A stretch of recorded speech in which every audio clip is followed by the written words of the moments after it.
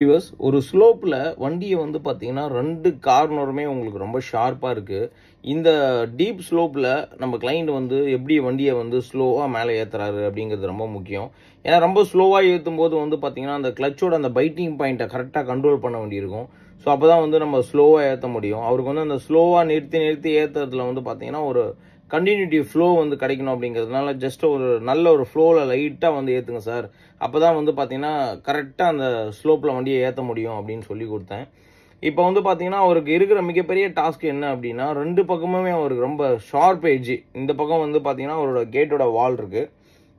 இந்த சைடு பார்த்தீங்கன்னா, அந்த கேட்டோட அந்த ஸ்டிக் பெரிய ஒரு ஒரு ஸ்டீல் ஸ்டிக் இருக்கு உங்களுக்கு. ஸோ அந்த ஸ்டிக்க தாண்டி வந்து அவரு பாயிண்ட் டு பாயிண்ட் அவர் வந்து கரெக்டா நோட் பண்ணிட்டு ஒரு ஃப்ளோல கரெக்டா ஏத்தணும்.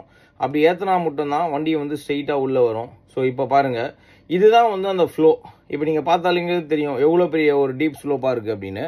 இந்த ஸ்லோப்ல ஒரு பொறுமையா வண்டியை 2 பக்கமும் கிராஸ் பண்ணிடாம கரெக்டா ஏத்தணும் அப்படிங்கறத தான் நம்ம ட்ரெயின் பண்ணி கொடுத்துருக்கோம். இப்போ வந்து ஒரு நல்ல ஃப்ளோல ஏத்த ஆரம்பிச்சிட்டாரு. ஸோ ஃபர்ஸ்ட் எடுத்தோன்னா அவர் கொஞ்சம் பயமா இருந்தது. எப்படி அந்த கிளச்சோட கண்ட்ரோல் பண்ணணும், எப்படி பண்ண தெரியல அப்படிங்கிற ஒரு டென்ஷனோட இருந்தாரு. பட் இப்போ நம்ம அந்த டிப்ஸ் அண்ட் ட்ரிக்ஸை சொல்லி கொடுத்ததுக்கப்புறம் இப்போ கரெக்டாக வண்டி கரெக்டாக ஏற்ற ஆரம்பிச்சிட்டாரு. இதே மாதிரி நீங்களும் வந்து ஒரு பார்க்கிங்லாம் வந்து டஃப்பாக இருக்குது உங்களுக்கு அப்படின்னா, நம்ம சென்னை கார் ட்ரைனர்ஸில் வந்து ஜாயின் பண்ணுங்க. ஈஸியாக வந்து உங்களுக்கு சொல்லி கொடுத்துருவேன். நீங்கள் அழகாக வந்து பார்க் பண்ணிடுவீங்க. Thank you viewers. வாழ்க வளமுடன்.